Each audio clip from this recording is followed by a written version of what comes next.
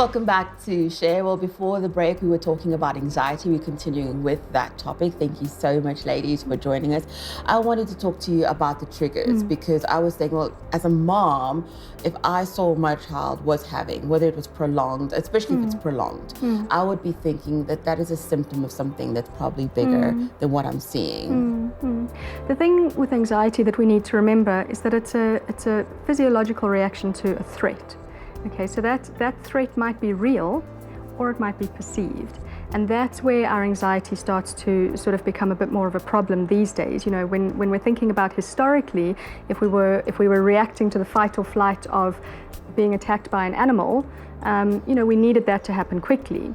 But when we have that same reaction to a perceived threat, so a thought in our minds that what if I fail, my parents won't love me, and I'll live alone for the rest of my life. That's quite a threat to our self-concept. And that in itself can set up this fight or flight response and create that anxiety. So it's not necessarily a real threat that's happening. You know, it's these thoughts that run through our minds. It could be a real threat, but very often it's not. And then this anxiety happens kind of inappropriately. So we might be wandering around the supermarket, have this thought that we're not necessarily conscious of, and start to feel panic. So we might start to have a racing heart or feel faint, get a bit of a hot sweat going, and that's going to be quite scary. So that's where it becomes difficult. Just to add to that, sorry Hannah, we received a call quite recently from a student, and he failed matric. Was a couple of years ago, 3 or 4 years ago, and he's subsequently done supplementary exams and he's doing okay now. But he says every time that he hears matric results, he goes into an absolute panic. And this is a couple of years after the fact he had failed. And all he wanted to find out from us is how does he deal with this anxiety. He's passed matric, it's over and done with, but the fact that every time he hears the word matric results, he goes in an absolute panic. So for him, matric results, even just that phrase, is a trigger for him in itself. But I would imagine that from what you're saying, it's almost as though this started somewhere and then it spirals out of control. Well, it can. I mean, you know, as we talked about earlier, there is a lot of pressure. So if we're thinking, you know, I have to pass my exams, I have to get into university, and then we have a thought, what if? Because anxiety has a lot of what if thoughts as well. But the difficulty with anxiety, we have certain thinking patterns, and classic ones in anxiety are all or nothing thinking. So if I fail, you know, if I don't pass, I'm useless.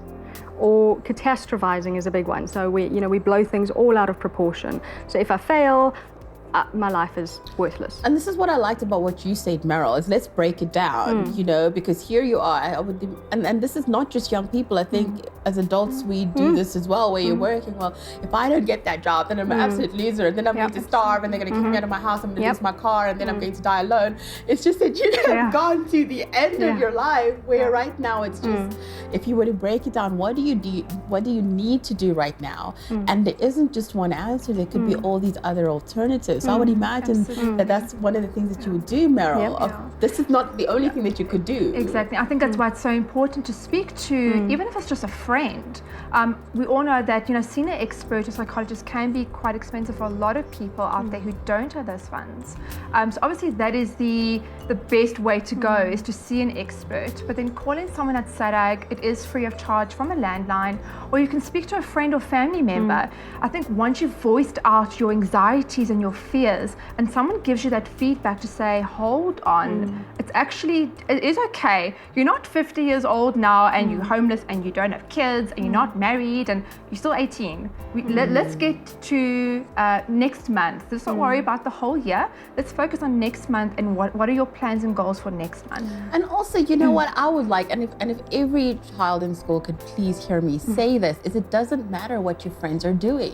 It really, because I think that's where, if I think back on my time in high school, you know, it was what is everybody else going to be doing in their next year. So it's not just about me failing. If I have failed, it's that all my friends are going to go to university, or if I haven't done as well and can't get into the course or college that I wanted to get into, and all my friends, it's like, it doesn't matter what everybody else is doing, because this is about you and your life. And in 5 years' time, it's really actually not going to matter what everybody else is doing. And that's one of the techniques actually that we would suggest to people. So if you're worried right now about about this particular thought. Something's popped into your head. I'm worried that my friend isn't going to be in the same class as me this year. Think of it in 10 years' time. Think of yourself looking back in 10 years' time. Will this worry still be significant? And that in itself can help people to sort of gain some perspective. I was telling you earlier, Meryl, you can come in on this. I was speaking to Mara earlier just about how I think just with the negative press that we get of all the crime that happens, that generally, just as if you're living in this country, if you're living in Joburg, it's almost natural that you're going to be stressed because there's so many outside pressures that are happening, regardless of what age you are. So just speak to us about not catastrophizing. What is the word? Catastrophizing, yeah. I'm not making it far bigger than it really is in reality for you. Yeah, I think again, just to bring up everything back together, feeling anxious and feeling stressed is not a bad thing. Again, it's to help us to survive and to be better people, but little amounts of it. I think once we acknowledge that stress or anxiety has gone over that step, what we just discussed earlier, now it's becoming debilitating, we need to then take it further. Again, I think the whole discussion that we keep having here at Share is just share your thoughts and your feelings, talk about it. The moment you start bouncing off your thoughts and emotions with someone else, you will then realize that, wow, okay, that was a little bit crazy, that there's no ways that actually could happen to me. I'm really blowing this out of proportion. So just again, step back, think about it, within yourself and talk to others so you can sort of see that you are catastrophizing the whole situation. One of the things I remember us being asked, and I think children are still being asked this in school, is what do you want to do when you grow up, or what do you want to study? And sometimes I wonder if that's not the wrong question to be asking. And how many times should we be asking, what are you good at? What do you really enjoy doing? Yeah. Exactly. What do you enjoy? What kind of environments do you like being in? It makes a huge difference. If you're somebody who's very outgoing, being stuck in an office all day is not going to suit you, and you're going to end up being quite miserable there. So all of those personality traits that Meryl mentioned earlier, we need to be asking those questions. What environments do you thrive in? And having those types of discussions, as opposed to all of my friends are doing accounting, so I have to do accounting. And also I would imagine now that what you were talking about, we were talking about family pressure, of this also has to be, I think, with parents as well, is not to compare the children. Also, it doesn't matter what your friends' children are going to do after school. So speak to us about the support of young people going home and parents asking them that, what do you enjoy, and encouraging that more than what are you going to become and how much money you're going to earn, are you going to be successful? Because I think that just asking those questions does increase anxiety.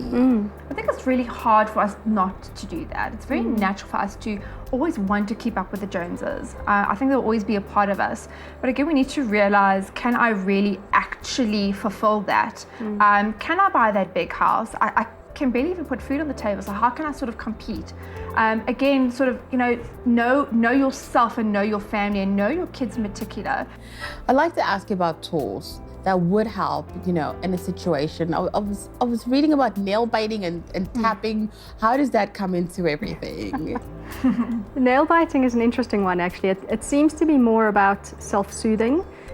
So, we see babies suck their thumbs or suck their fingers, and that's a means of self-soothing. Nail biting seems to be more around that. As an adult, people still bite their nails, but tend to stop around the age of 30. Leg tapping does seem to be something to sort of discharge energy. So when we mentioned earlier that it's, anxiety is a physiological reaction to threat, what happens is that the body is pumped full of adrenaline and cortisol. And if we don't have anything that we need to react to necessarily, so we don't have to, run away from an animal or fight it off or something like that, we've still got all of this energy in our bodies. So often you'll see people sort of tapping their hand or tapping their foot or something like that, and it seems to help discharge some of that energy. So what are the tools that you would give someone who calls SADAC and they say, this is what I'm going through? What would you give for them to be able to deal with that? I think before we get there, I'd also like to point out the negative coping tools that I think a lot of people create within themselves before they even know how to deal with that. So a lot of it can be substance abuse. They deal Food. And food, absolutely. Yeah, absolutely. I think a lot of people, if they're feeling very anxious in social situations, what do? The first thing they do is pick up a drink to calm the nerves.